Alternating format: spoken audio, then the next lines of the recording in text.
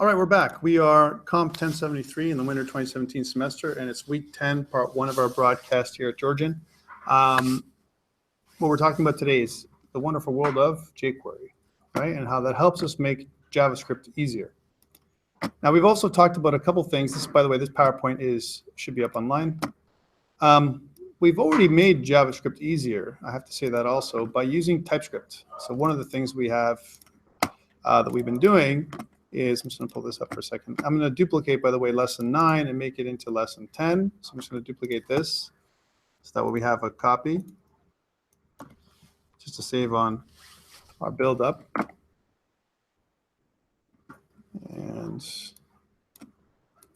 so why does it make, what is jQuery? I want you, from the very beginning, when you think about jQuery, I want you to think of it as just a big library, right? So back in the day when we were doing the web, when we started the web, some things were really, really challenging, okay? The things that were really challenging was, as an example, CSS. That was a real challenge to do CSS properly, right? In fact, CSS was so challenging that programmers were having a lot of issues with it. They didn't understand it. They didn't understand the way it worked. They found it very unstructured, along with everything else that was unstructured. It became, difficult to manage. And so they found out where they wanted to find ways to deal with it a little easier. And they made a library, a very common library with common functions to help out, right, with CSS, as well as things like Ajax. So difficult topics. I'm just checking to see if there's anything else in here that need to modify. I don't think so at this point. So save. And let's go to here. Actually, I'll go to here. Yeah, so lots of reasons why they needed it at the time. It was a real challenge to use Ajax and to use JavaScript in general, right? So to avoid all that, they built up a library to make it easier. That spoke to everybody, right?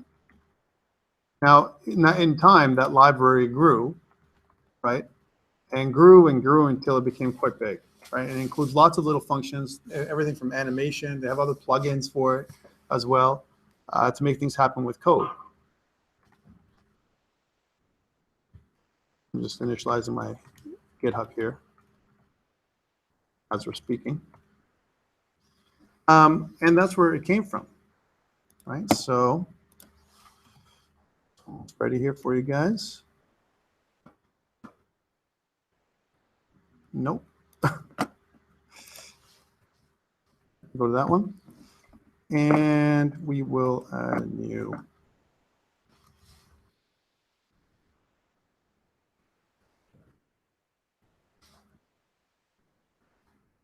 Winter 2017,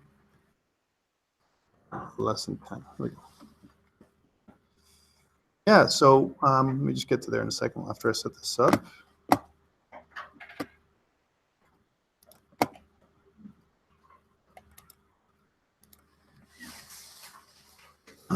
Okay, so you've got the GitHub repo from the work because we're moving on from this one. So where can you find jQuery? Because one thing I talked about was a library. It's a library, right? So if you go up online, if you go to jQuery, right, by itself, right, just type in jQuery in Google and you go to jquery.com. There are 3 different projects really that we talk about when we speak about jQuery. One of them is the jQuery project itself. Notice that jQuery is at version 3.2. This took quite a long time, right, for jQuery to get here. So you could certainly go in here and download jQuery, but of course we wouldn't do that, right? We'd use Bower as a front-end dependency manager to get jQuery for us, right? We'd never really come up here nowadays and get it like this. There's also something called jQuery UI. jQuery UI is a set of user interface plugins for jQuery to make user interface, well, some of the things that we used to do that took a lot of effort easier. Again, some common things like making something that's draggable and droppable, how to do drag and drop, how to create things like accordion interfaces, right? Like this idea, how to do that. How to add things like autocomplete, check radio boxes, dialog boxes, right?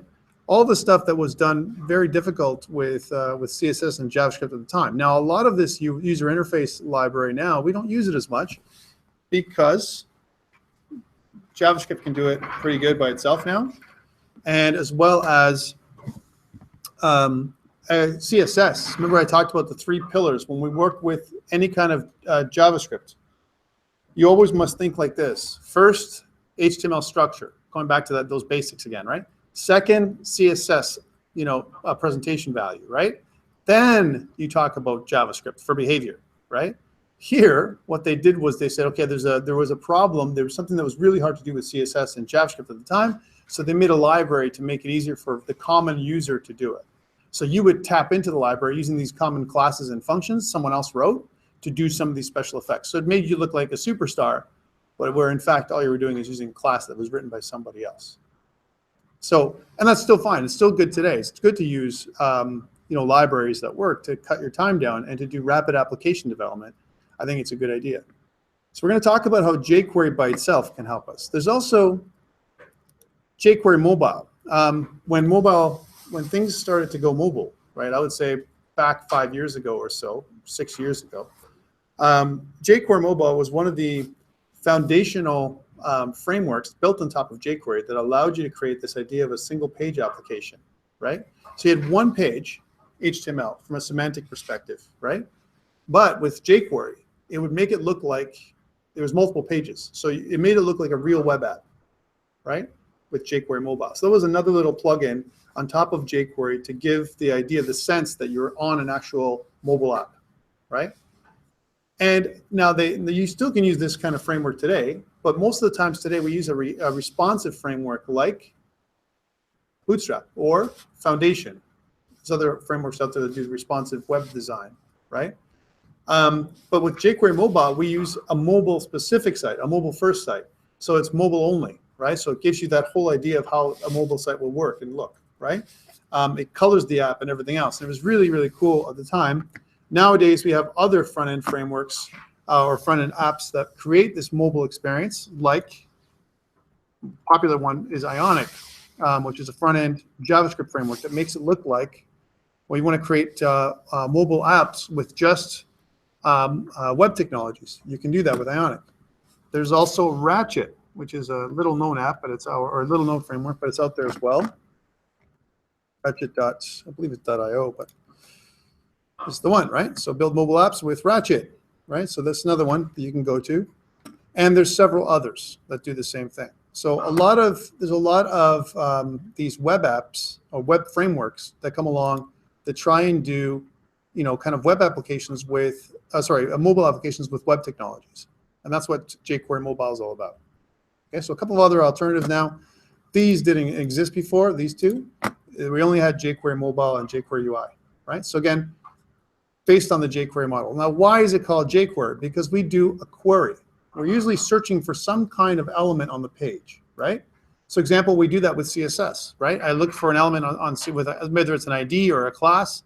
I search for that, I create an ID or a class, and then if an element has that ID or a class, then I do something to it. I color it, I present it differently, I add a background, I do, whatever I'm going to do with it. I'm going to present it or modify it or do a layout with it, and I'm targeting it with CSS, right? Well, just like I can target it with CSS now, I can also target it with jQuery, right? So instead of doing, the kind of the low-level document.get element by ID that I use with JavaScript, I can do kind of a different way of selecting things with jQuery. Let's talk about the syntax a little bit. So again, just what is it? Again, it's a free open source JavaScript library that you can access. You can also make jQuery smaller by downloading it and removing stuff that you don't want if you really want to go there. There's two forms. One of them is the minified version, right? And remember that when we look at our project folder, here's our project folder. We already have it under scripts, under lib, under jQuery, it's there, right? And if you notice under jQuery, there is in the dist folder, which is the distribution folder, that's what this is, the distro, right? You have a minified version, it looks like this, really ugly. And what's happened here in the minified version, whenever you see something.min.js, so there's a process that has been applied to this file to minify it. And minification is what it does is we remove spaces and large variable names and reduce them down to something that looks like this. All the variable names here, as an example, are maybe A's and B's and C's, as opposed to longer names if we can avoid it, right? And you can see that this file is a big block of text with no spaces and no lines, right? All the lines have been removed to make this big block. Now you still have semicolons because remember, jQuery can be separated, or sorry, JavaScript can be separated. Each line of code can be separated by semicolons. And if you actually went through this whole entire thing, you would actually have the exact same jQuery library. This is the uncompressed version here. Let's take a look. This is what it looks like, right? So if you look at this function here in jQuery, it has function. We take two parameters, a global and a factory parameter. And now, if you notice, it says if type of module is equal to object and type of module is module exports, then do something else. Well, don't worry about what it says here. If you take a look over on the minification version, minified version, right? Here's function AB. If object is type of module and object is type of module exports, it's the exact same thing. It's just minified. So it's just compressed. That's minification for you. Why do we do this? Why do we make it so that we include this stuff? Because when it comes to loading a minified file, it's much faster than loading the unminified version. So you can also minify your own files if you really want to. After you're done and you're done doing development, you can put it into production and minify all your files so that they're all one. They're one compact form that looks like this. And maybe during the end, as we approach the end of this course, we'll do that. We'll minify it. But this is jQuery. jQuery is just a file right now, one big file that has many methods and classes that are in here, right? That's what this thing is, okay? So we're going to tap into this thing. That's what we talk about. We tap into this, to the API. Okay, now Bower.json. Remember in Bower, we actually included jQuery at 2.2.4. Notice that we're not using jQuery 3.2 like it is right now. And the reason why we're not using jQuery 3.2 is the time when we put this project together, Bootstrap was not compatible with versions that are greater than 2.2.4, and that's why I included it at this level, right? So even though we're using Bootstrap 3.3.7, the front-end framework, CSS framework, jQuery at the time, anything greater than 2.2.4 was not compatible. Now, I'm not sure if it's like that now, but we can always test it, and we can do that very simply. So we want to replace our jQuery. Right now, our jQuery is at 2.2.4, and I want to go to the latest version. How do I do that? Well, back into my terminal. I'm going to clear. And if I do something like this, npm install jQuery by itself, right? -- save and press enter. Or not npm install, it's Bower install. Sorry, I'm thinking npm. And what it's going to do is going to go out to jQuery, get the latest version, right, and install it. And now it says, look, unable to find a suitable version for jQuery. Please choose one by typing one of the numbers below. So which one do I want to use? 1, 2, or 3. Okay, so we'll use 3. That's one I want. jQuery 3.2.1, that's the one I want. And now let's run the app. So if I go and do like-server to run my app to see if it works. Okay, so there it is. It looks like it's okay, right? Remember, the biggest thing to do is see if my app still works, my little games list, right? But it's also good to know are we getting any errors? And this is important. So notice that we're not getting any errors anymore. So jQuery, the latest version of jQuery, and if I refresh the screen, is not getting us any errors compared to what we used to get with Bootstrap. We were getting errors with Bootstrap. Okay, so you can do what I just did and upgrade. It's perfectly fine now. All right, cool. So now if you notice, jQuery in the dependency section of our bower.json file shows that jQuery just went up to 3.2.1. That's the latest version of jQuery right from the website. And I didn't have to go out and grab it. I had Bower do it for me, right, as a front-end dependency manager. Okay, cool. From another project perspective, remember we were doing things with Typescript last week, right? Typescript was we're able to transpile from JavaScript to TypeScript, or TypeScript to JavaScript. Remember, just as a review, what we did when we looked at scripts, and if we looked inside scripts into our app.ts, Here's our app.ts. And we're able to transpile from this version into JavaScript, pure JavaScript, which is almost identical at this point. Okay? But wouldn't it be nice if we can get some code hinting for jQuery? Because jQuery, if you don't have code hinting, you don't know how to do it, right? And it is nice. And we'll come back to this in a second, how to get code hinting for any kind of other module, right? Any kind of JavaScript library that's out there, for many, many JavaScript libraries, there's a way of modifying your code so we can get good code hinting. So in code coloring, which is what I want. Whenever I program, I want the system, my IDE or my text editor, to help me code, right? Because it helps me code faster. Okay, so some interesting stuff here. And we have, remember how we did this? We have inside of our JS file. Let's take a look at our TS file instead. Inside of our TS file, we have the following: a start function, and inside there we call the load navbar and load page content. That's what we're doing right now. Okay. So if I go to load page content, that's just a method that we're using, right? I've broken out our files. Here's our page content. And now in our page content, we have 3 pages we can load. We have our home page, our projects page, and our contact page. And I just created other methods to do that, other little functions. Right, so here's our load home page. That's the function, and it does a bunch of stuff there. And we have other ones, right? We have our, just scroll down enough, our load projects page and our load contact page. Those are the 3 pages that it loads, right? Make sense? So that's just a review of what we've already done. Okay. So step 1 is always getting jQuery, but we already have it, and we've had it from the beginning. We just had an earlier version of it. Okay. Like it says here, one of the things is it says that at the time of this writing, jQuery is used by more than 10,000 of the most visited websites today. That means it's embedded everywhere. In fact, jQuery, in different forms, like JQLite, a lighter version of jQuery, was also embedded in modern frameworks like AngularJS, right?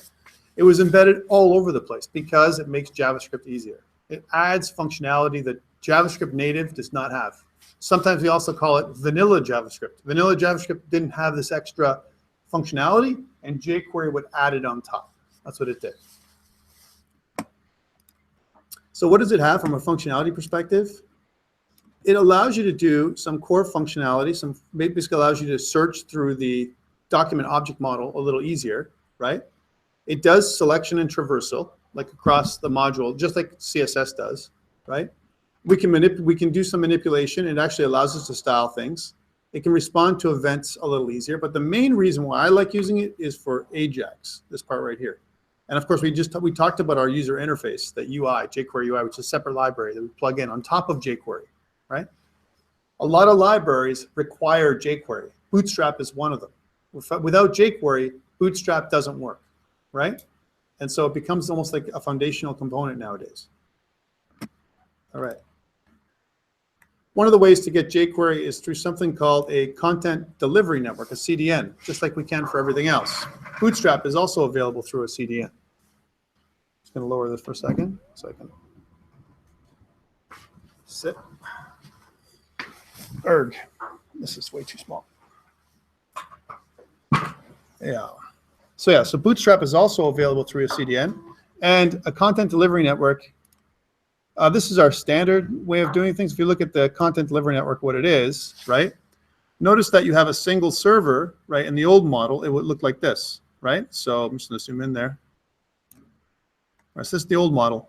The old server model was like this. You had one server, and then you had many, many, many computers that would come to it, and only that server had your code, right? So you'd make your version of jQuery locally, and then you distribute it to each computer every single time they went to the page, right? This became a little bit slower because every single time I come to the page, if my version of jQuery is not loaded in the server, or the server's version of jQuery that I need to run the page is not loaded on my machine, right? I need to reload everything, okay? But in this model here, I use a common version of jQuery, and not just my server, but every time I go to a page, as an example, in the distributed model, I'm going to use the same exact version of jQuery. So we use something called a content delivery network that's shared amongst different servers to point to the same version of jQuery. The content delivery network if you go to that place, and if you've already been there, your site, your web page won't reload that data. So it makes loading your page faster. Okay, so whenever we use jQuery, we have to download the actual whole library inside of our code, like inside of our browser, right? But if we've already gone to that library, example on a CDN somewhere, even if I go to your site, let's say I go to Alex's site, Alex uses, as an example, he uses jQuery, but he uses a CDN. If I go to your site and you listed jQuery CDN, it points to over there. I'm actually going there to the CDN to get my jQuery, not to your site. Your site is just a portal to get there, right? But if you store the local version of jQuery, like I'm doing right now, version 3.2.1 locally with minification files, that means when you go to my site, you need to download my version of jQuery.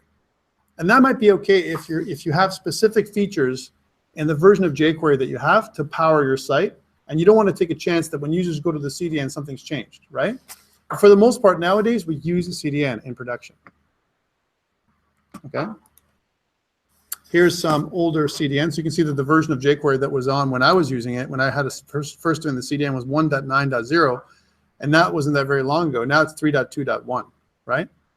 So how do I find the CDN now? If I go up online and if I go to jQuery, if I search for jQuery Cdn, right?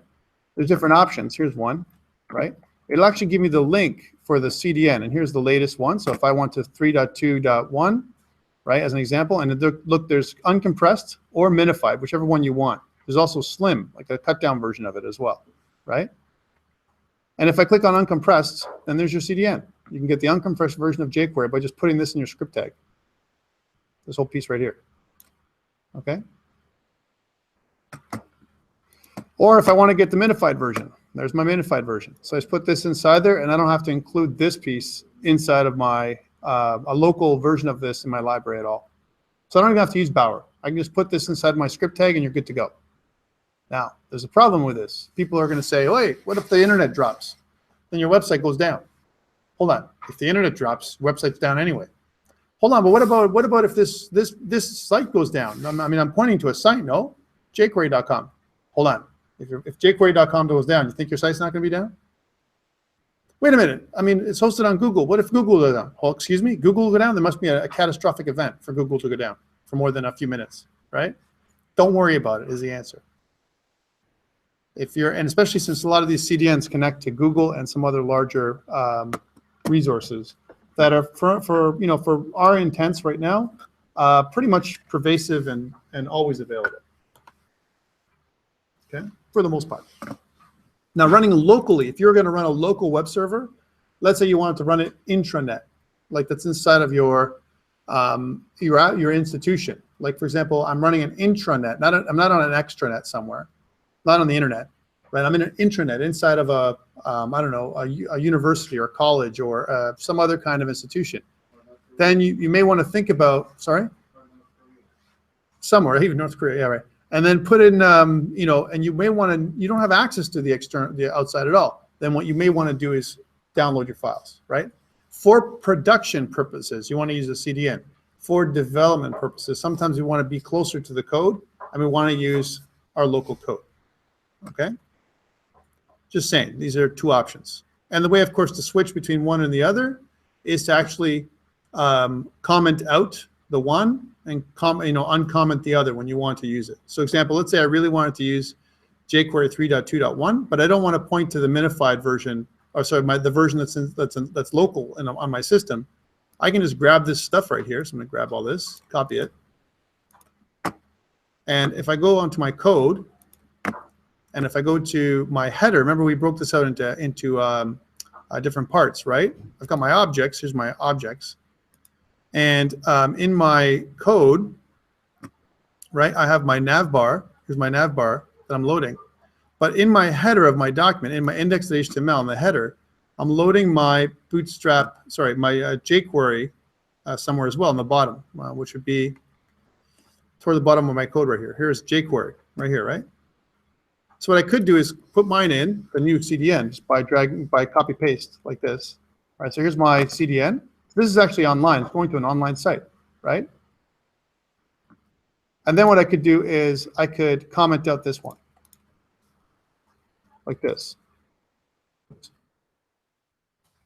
I'm going to comment out this one, When I'm working locally, I can comment it back in, right? So this one's the one that's going to go to this one here. Now, there's also another problem. Sometimes sites like Microsoft Azure will look at a third-party access, a CDN, this one, sometimes, and might give you a bit of a delay when getting there because of security reasons. So you may have to put this in your web config.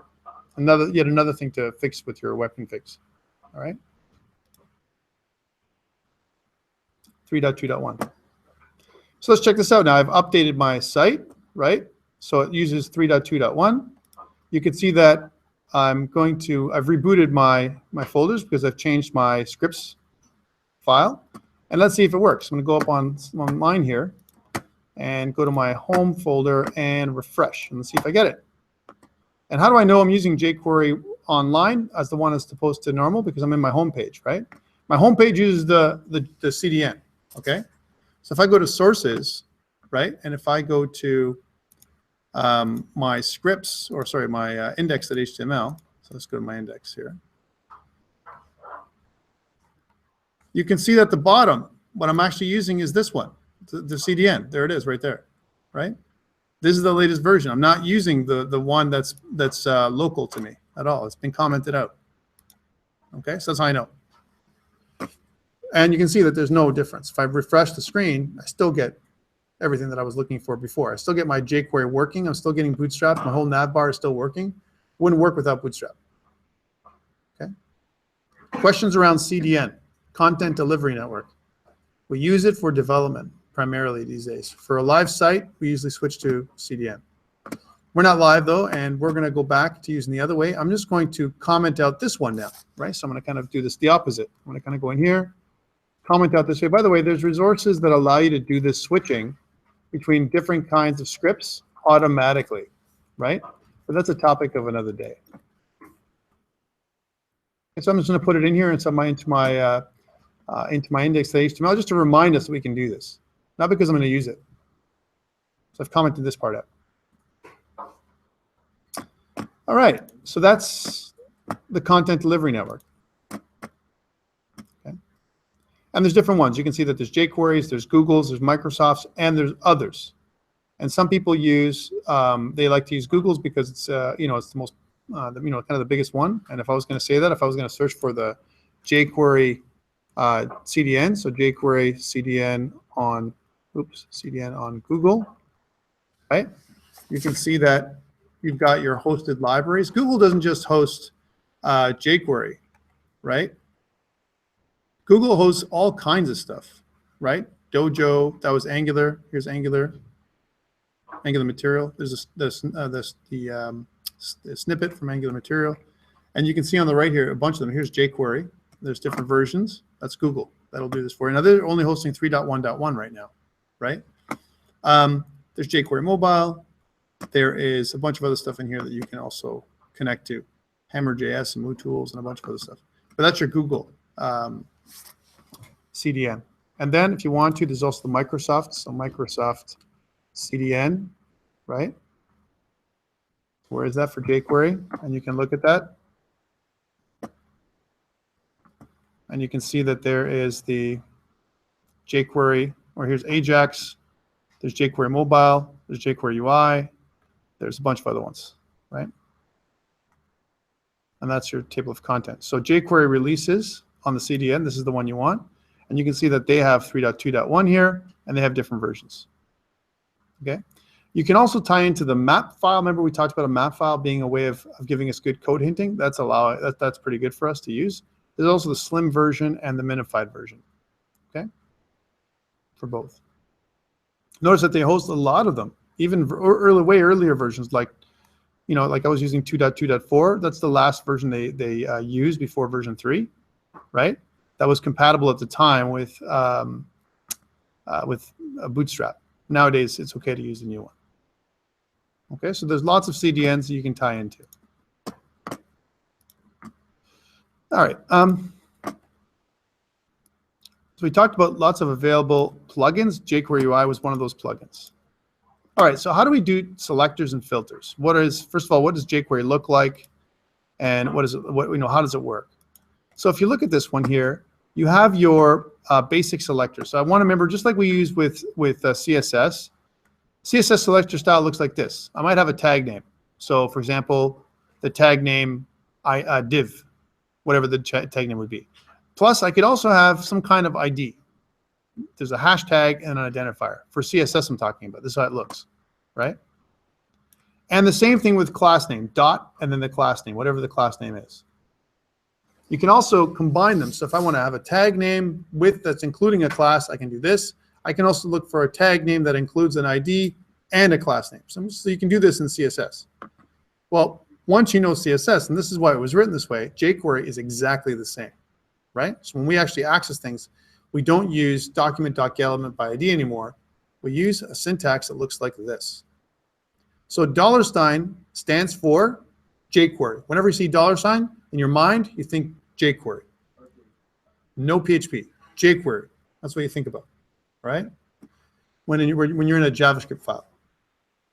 And then in quotations, whatever the selector you're looking for, right? So the selector is that thing we're looking for. For example, whatever you would connect to with document.getElementById. That's a selector, right? So the ID, it could be an ID that you're looking for. It could be a class. That's what you're doing. Now, here's something to note with jQuery that's different than JavaScript. When you use this syntax here, you're not just calling one object. You're getting an array back, all right? An array of all objects that match that particular selector syntax. So an example, if I put in an ID like we have over here, let me show you. So if I go back to our code, and if I go to my app.ts, and inside of my pages, so if I go into, I don't know, I'm going to go to my load homepage. Here's my load homepage, right? Let's see where I can hook into it. Where do I use document.getElementById? Do I have that anywhere on my homepage? I'm just looking through here for a second. I may not. I may have taken it out. But you can see here's document.getElementById. Here we go. Game list body. That's in my homepage. Well, the way I would write this in jQuery would be different. It would look like this. Okay, so I'm just going to kind of comment this one out.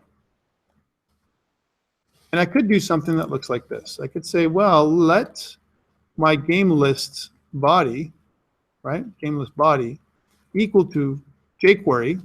And then I want to look at my ID of game list body.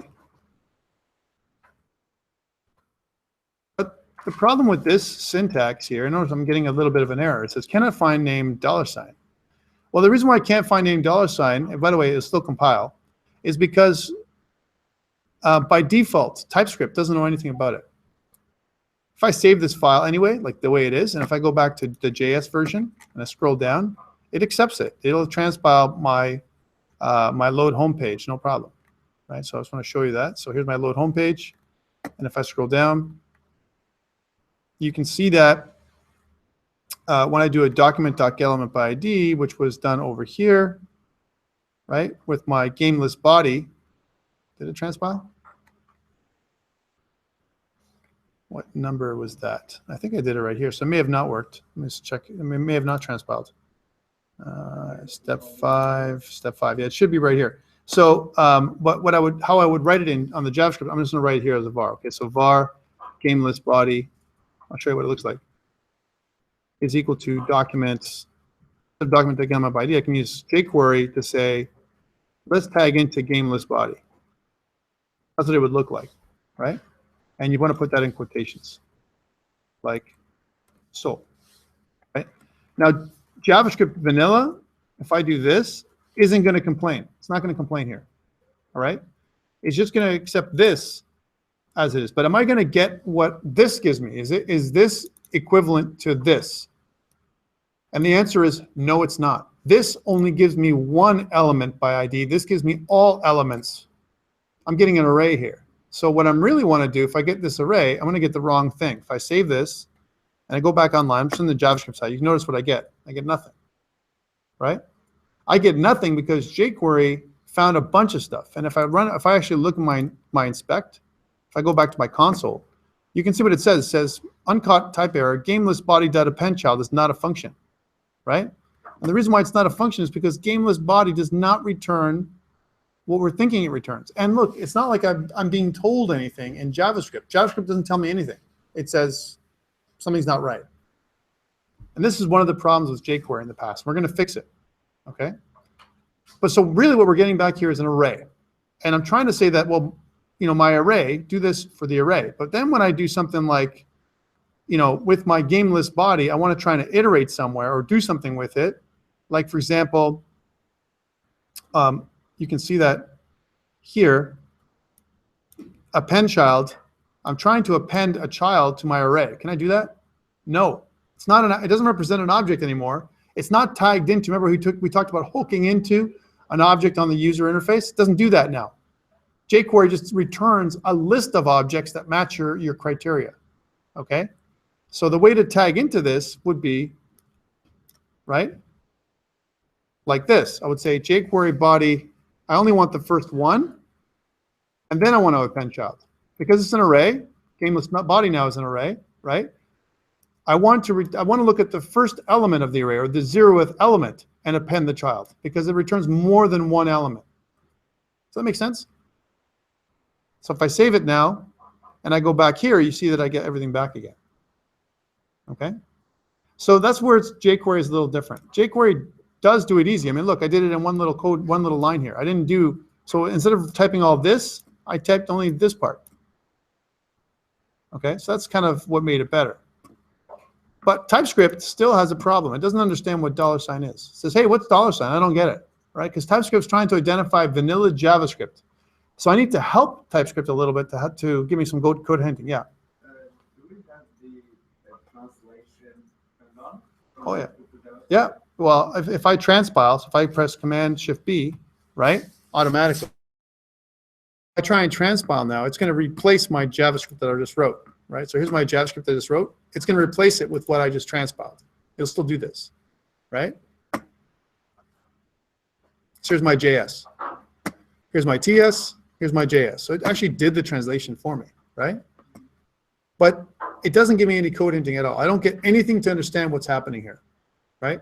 Which is kind of poor, kind of bad, right?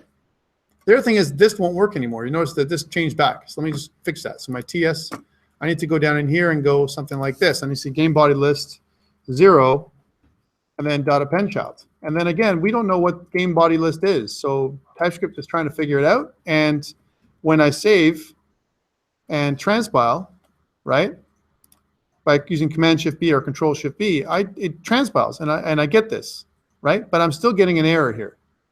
I'm getting an error in TypeScript because it doesn't understand what $sign is. And I'm not getting any code hinting to help me. Okay, just putting it out for you guys. So I can do the same thing, but in a slightly different way. All right. So that's what this magic selector does. Here's some other ones. I want to look for a p tag, but look what it returns. All p tags, all p elements, not just one. Not the first one, all of them. I want them all. I want all elements that match, that have an ID of FAQs, right? I want to have all elements that match the class puts or plus, whatever it's called, right? All elements. When I hear this all elements, it means I'm returning an array. That's what it's returning, not a single element anymore, right? For me to get to the first element, I have to look at array element 0. Array element 0 is the first element inside of the first member of my array. Remember that an array is a group of elements that are contained in almost like a container. Think about an array as a container. And each element in the array is an object inside the container. All right, so this is what it does. You can also even go deeper, right? You can say something like this, just like CSS. You can say, okay, give me all elements. This is how you should read this thing. Give me all elements with that are, with a dollar sign. I mean, sorry, a hashtag means the ID that can contain an ID of FAQs, and they're inside of a paragraph tag, right? So it says all paragraph elements. That's what this is. All paragraph elements that are descendants of the section element, right? In this particular case, but it's not a section. It's actually the FAQs, an ID of FAQs. Give me all div elements that are adjacent siblings. The plus says adjacent siblings of the of an H2 tag. Give me all paragraph tags, P elements, that are siblings, right, of UL elements. So that's the tilde, right?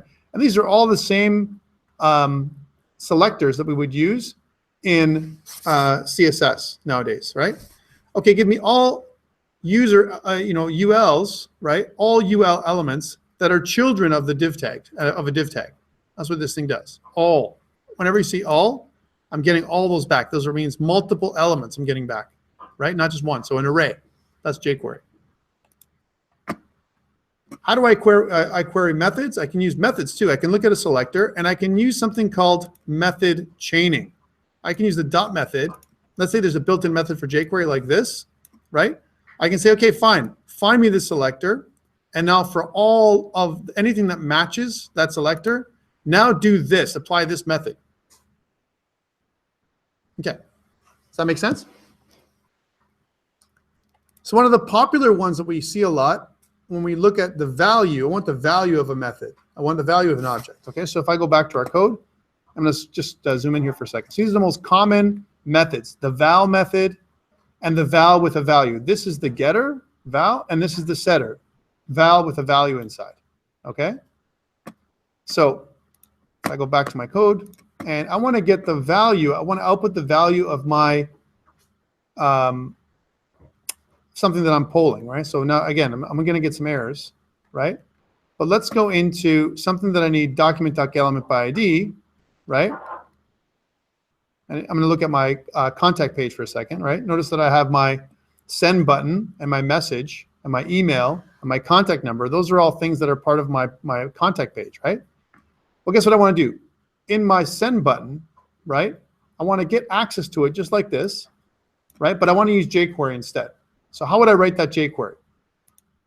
Anyone have an idea? Come on, guys, I'm going to start asking you. So I want to access my send button. I want to kind of get a reference to my send button, just like I've done here with document.getElement by ID, but I want to use jQuery. How do I write the code? Okay, hold on a second. Do I still need this part? Let? Huh? All right, so send button, I can do that, is equal to, and I'll comment out this part here so you can see it. Okay, let's write it together. So I'll $, yeah, what is it?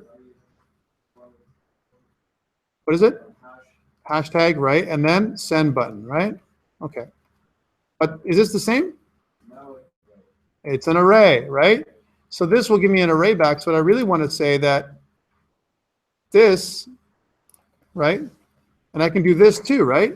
I can say the 0th element that I get back, that's a way of doing it too. I want to return and store and send button. Now it's the same, right?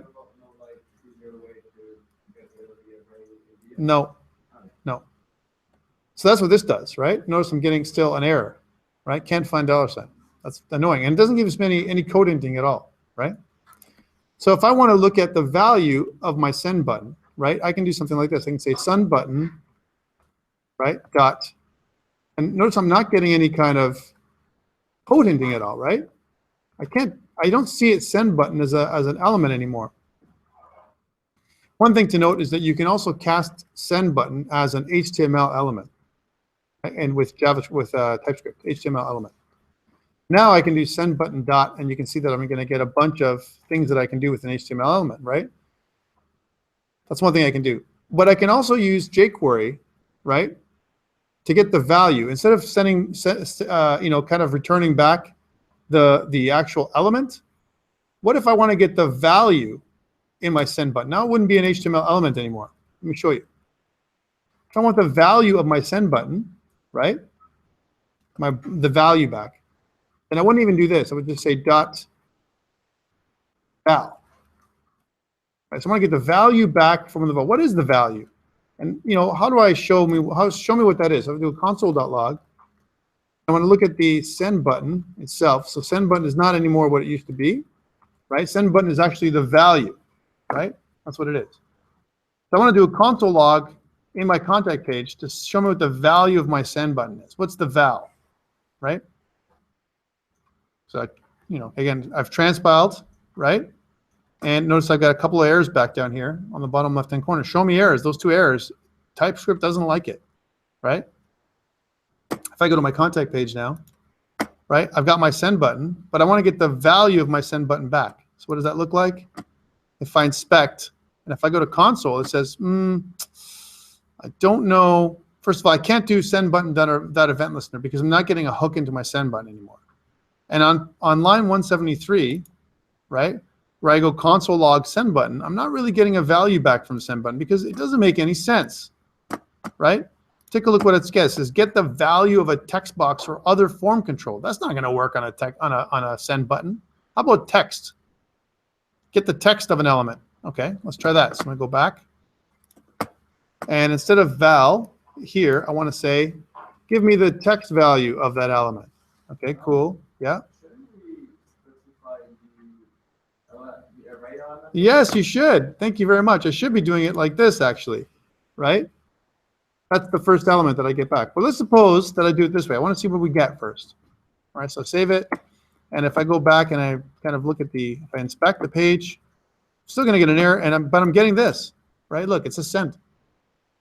It actually takes the first value and returns it. With val, takes that first value it finds and returns it back, right? I've only found one, so it's going to go find, it's going to return one. So it's giving me the name of the text value that's inside of the button. That's what it's returning. If I want to do it the other way around, though, then what I want to do is in different steps. I want to say, well, send button, just to make it the same as I did before, will be equal to element 0. That'll be send button. And then I can say something like, well, what I really want to do with send button is get the text value, right, of the button. That's what I want to get back. I want to get the text value of the button somehow. Well, I can't do it this way. I can't break it up. It's not like jQuery is embedded in here, right? I can get text content like we normally do because my button is now an HTML object, HTML element. That's what it is. So I could do something like this. I could say something like dot text content. I could do that, my text content of the button. And this would be equivalent to what I've already done, right? So where I have my send option. But I don't get any errors because send button still is a button. We know it's an HTML element, yeah. What was it before? It wasn't an HTML element, so it wasn't. It didn't know. TypeScript doesn't know what it is, right? Because it could be anything that's returned. We don't know what TypeScript doesn't even know what this is. Okay. So how do we get TypeScript to know what this is? That's what I want to fix because this is no good. I can't operate like this, right? And besides, it makes jQuery very difficult to use because we have no code hinting for the library. And what about if I have new libraries in the future, right? I want to get code hinting for them, right? So how do I do that? Whether you use TypeScript or not, right? What you can do is use something called the Node Package Manager to get references. So first, in order for me to set up my Node Package Manager to use, we've already used it one time, right? But I'm going to use it again with you guys. I'm going to go back out to terminal, right? And remember, we've already have Node. Node has been installed, right? For me to use Bower and all that stuff, I have Node. What I want to do here, I want to clear the screen. And what I want to do here is do the following. I want to do an npm init. Okay, this is key, guys, for today. Key learning. What it's going to do is going to give me this little wizard, right? The wizard is a little batch file that runs that asks me some questions. Now you have to answer your questions. And it's asking for the name of my file. I want to put it in lowercase for npm. Let's say COMP1073 lowercase W2017 lowercase l less than 10. And then press enter. Now it's going to ask me the version. I'll accept it. My description is a demo app for a web app. That's what it is. Web app for less than 10, right? My entry point, don't worry about what this is, index.js. Just leave it alone. My test command I don't have. My Git repository it found for me. This is my Git repository. I'm going to accept that. My keywords, well, I can add in things like JavaScript and then jQuery because I'm using jQuery for this example, right? And you know what? I'm also using TypeScript. I might as well, kind of put that in. You don't have to put any of these things. This is just for saying, now the author, that's me, right? You can put you as the author for your file. So Tom, right? A license, accept. And then it says, hey, are you sure you want to create this thing? And I can just say, yes, okay, just press enter. And now, inside of our project, we have this package.json file. Package.json basically is a manifest for all of the other kinds of libraries we can have, right, in our file. So there's two now. We have a tsconfig.json is 3. That's one. We have a bower.json, which gives us our dependency, front-end dependencies. And we also have a package.json, which allows us to do things for the back end, as well as get some additional packages that are not available with bower.json. Another dependency manager, basically. Okay, so now that we have our package.json enabled, right, we want to go back to our terminal. And now I want to load a new package in the package.json with using npm. So I'm going to clear the screen. And the way we use npm, instead of bower install, right, we don't do bower install anymore for this one. We use npm install. We say npm install, the same kind of syntax, npm install, and then the name of your package, which is, in this case, @types/jQuery. And then we want to save it inside of our package.json, but not as a project dependency, because you know what? If I don't have a typings for jQuery, it doesn't matter. I just want to get some type hinting for me to make my life easier. It doesn't mean that I need it. I can go without it if I want, which means it's not a project dependency. It's a developer dependency or development dependency. So I'm going to do the following. I'm going to say npm install @types/jQuery, and then --save -dev for developer dependency, and press enter. I'm going to go out, grab the latest version of jQuery's library for code hinting. It's called the type declaration library, a type declaration library. And it's going to plop it inside of our node modules folder, a new folder that just popped up, right? Ooh, I don't want my node modules ever, look how big it is right now. I got just this right now, right? I don't want my node modules ever going up to GitHub, because I might have thousands of files in here, right, in my node modules. Notice I just added 99 plus files. Take a look, because of jQuery and everything else I changed. Well, node modules is no exception. So inside of my gitignore file, right now, notice that in here, so far for our Git, right, we don't have a gitignore file, do we? Do you see it anywhere here? We haven't really needed it until now, right? We've kind of included everything. But I want to add a gitignore file. And again, for you to check to see if you have it, you can do an ls-al if you're a Mac user or Linux user. You can notice that there's nothing that starts with git. It's a .something file, right? It would be listed here, right? For the .gitignore file, you have to add it in, right? So I never want node modules to go up to GitHub or to Azure or anything like that. So what you do is you click down here, and then you click this plus, and you go, oops, that's the wrong one. You click this plus, the file, and you just kind of add a file that's gitignore. So my gitignore file right now starts empty. It's called .gitignore, right? But what I'm going to put in is a list folders or files I do not want to go up on GitHub.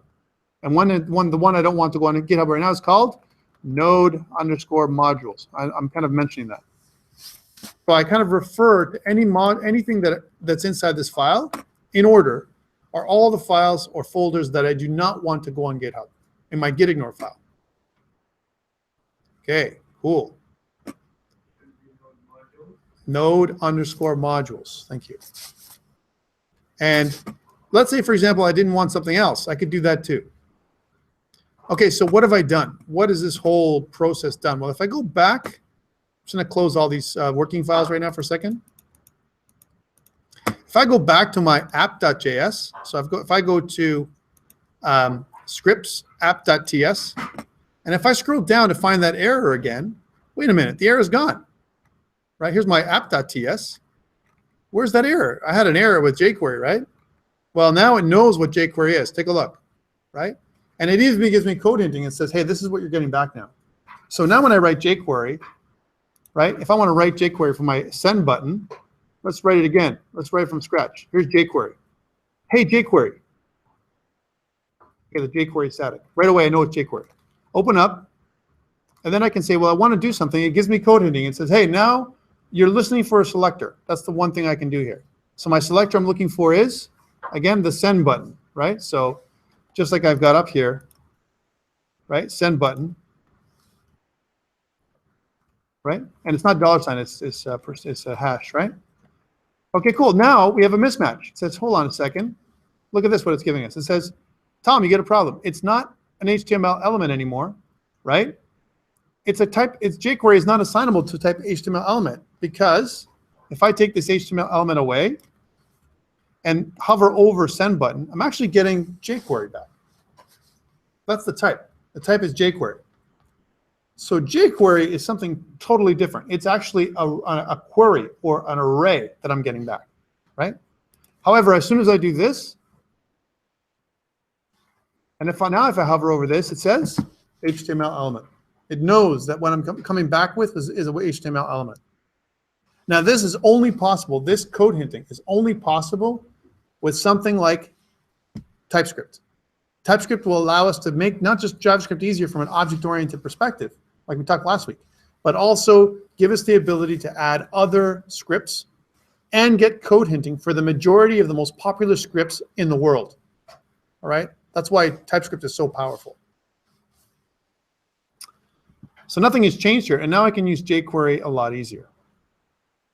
Okay, so we've got a couple of changes. Let's take a short break, and let's talk about what we've done so far. One, we've added the latest version of jQuery into our code base, right? So under scripts lib jQuery.dist, you can see now that jQuery, if I go to jQuery.js, not the minified version, and if I scroll up to the top, you can see that jQuery has been updated to version 3.2.1. We did that through Bower. That was the first thing we did, right? When we installed jQuery and started to use it in our code, we noticed that the syntax for jQuery kind of looks like this, selector syntax. But instead of returning a single element, it returns an array of elements. That's the key learning here, right? Array of elements. It doesn't return one, it returns all. This reminds me of a JavaScript construct that already exists before jQuery. Actually, it came after jQuery. And it's called Query Selector All. That's actually a JavaScript construct. Let me show you what that looks like. So if I go back to TypeScript for a second, and in here, instead of using jQuery, I could do something else. I'm going to kind of comment this out. So this is jQuery.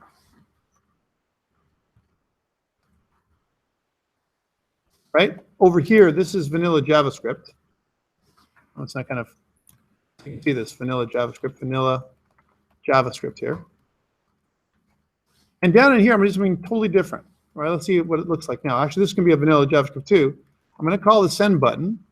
I'm going to say, well, hey, send button, right? I want to get document.query selector all. Here it is, query selector all. And what am I searching for? I'm searching for the exact same thing that I searched for before, which is my send button.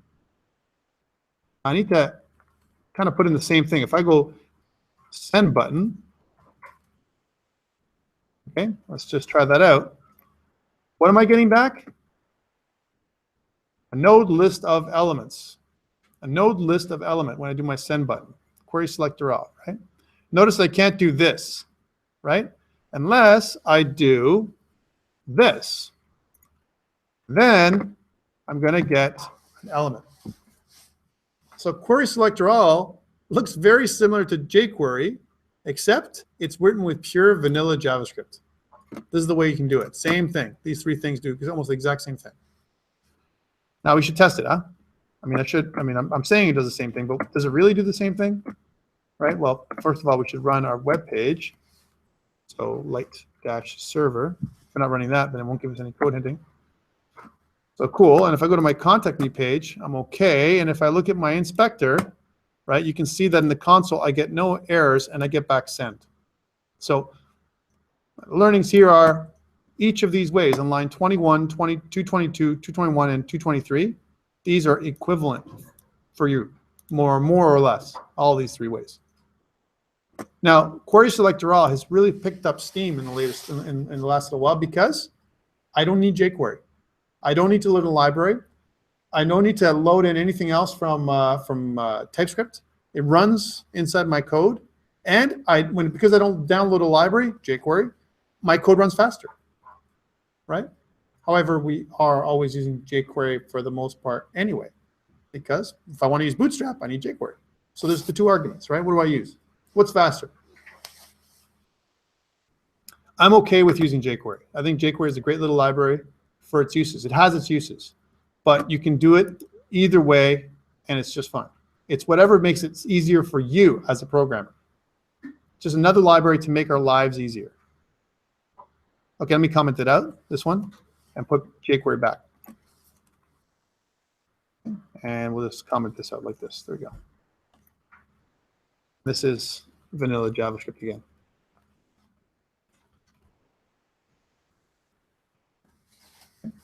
Let's take a short break. When we come back, we'll do more jQuery.